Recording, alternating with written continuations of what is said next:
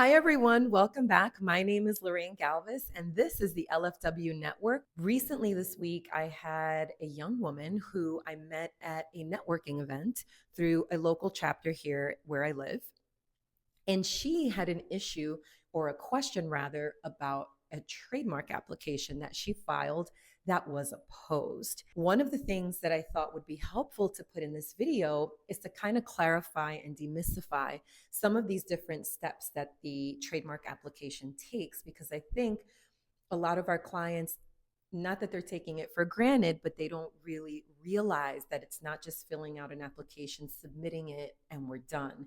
There are these different steps that the USPTO takes here in the United States to review and process your application. So in this video, we're going to focus on one of those key stages, and that is called publication.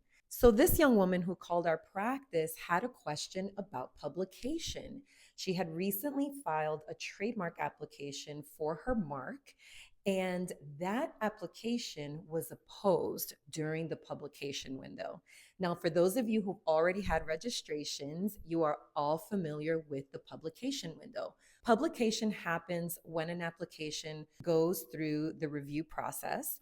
And so an examining attorney will review it, and if they don't see any conflicts or any issues, they will allow the application to go on to publication. Publication is a 30-day window that makes the application public, which essentially the application is already a matter of public record. But essentially, what's happening is that it's being published at large, and it's allowing people everywhere to look at the application. And if someone has a true issue, or what we would call an objection to you filing your trademark application, that person has an opportunity to object and file a petition for opposition. This young woman applied for her mark. It's not clear whether she ran a search first. She hadn't initially worked with my firm when she applied for her trademark, but it was filed, and so far, so good. The publication window opens, and she receives an opposition from a very well established corporation that happens to be in her same industry. And so her confusion was that because the application had been published, she accepted that, or she interpreted that publication as an approval of her application, hence a registration. Publication is a stage in the application process where, as I said earlier, the application is published at large, and anyone can object to your application moving forward to registration. Registration is granted at the end of that publication window. So at the end of the 30 days, and in some cases, 60 or 90 days, if another party comes and requests an extension of time.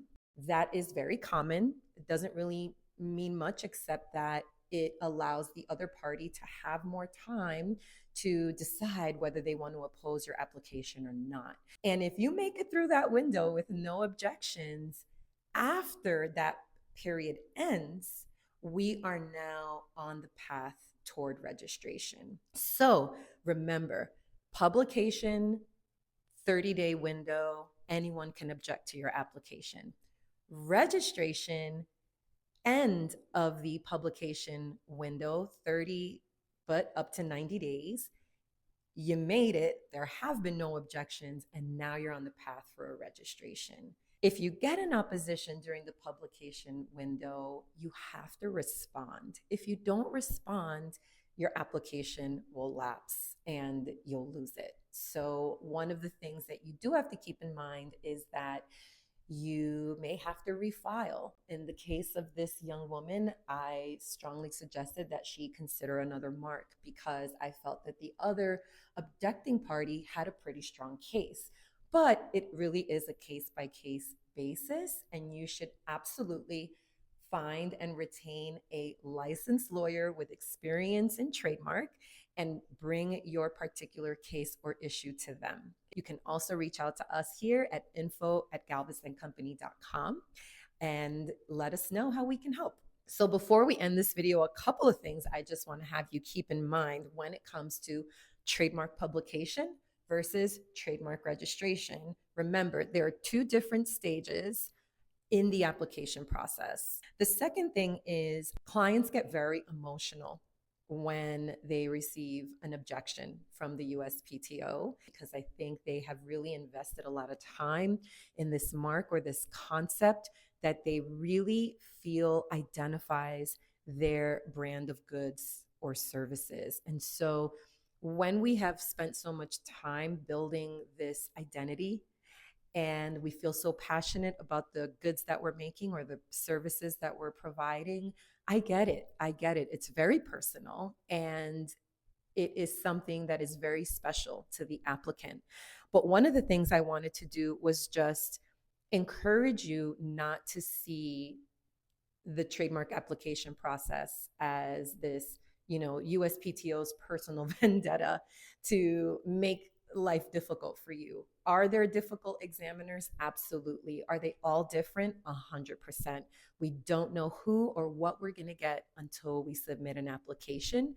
I've worked with examiners that are phenomenal. I've worked with others that really, really, really make it difficult, but they're just doing their job. And like in the case of this lead, if the shoe were on the other foot and this was your brand and I'm applying for a mark that is substantially similar or identical to your mark, and it's going to cause confusion, and you've had this mark for 5, 10 or more years, and I'm just starting, and you have a legitimate concern that my application, my applying for this mark that could be substantially similar to yours, could confuse your customers, could confuse your market or your client base, then that is what these steps are in place for. They are tools that the USPTO has in place for applicants and registrants to be able to protect their brands using the laws available to them right here in the United States. So my big advice, don't take it personal. Speak to the attorney. There are many different ways that we can resolve certain challenges like this. One of the most common ways when you're in an opposition or if you've just recently been notified that someone is prepared to oppose your application is a coexistence agreement. If it's feasible, if the other side is open to it, sometimes they or we can offer some terms where both brands can coexist, right? Both marks can enjoy registration, and hopefully something that the USPTO can also stand by.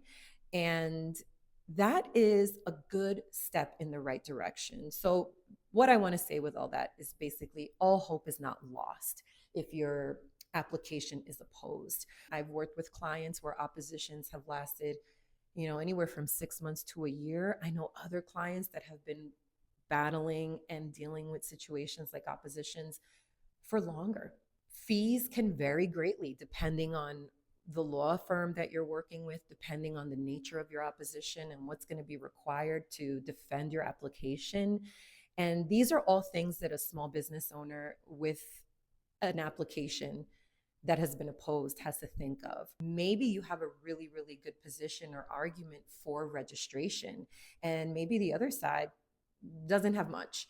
And in order to determine that, your best bet is going to be to speak with a licensed, experienced trademark attorney that has experience defending applications and responding to oppositions. Once again, I hope this video was helpful for you in understanding the difference between publication of your trademark application and receiving a registration after filing a trademark application. If you have any questions about what I discussed on this video, feel free to comment down below on the comments. I love hearing back from you guys and seeing if this information has been helpful, hearing from you about content that you'd like me to talk about on this channel. And also, I would love it if you could like this video and subscribe to my channel and stick around. We have a lot more content coming. Looking forward to sharing that and more with you. But for now, we will say goodbye and see you in the next video. Thank you. Take care.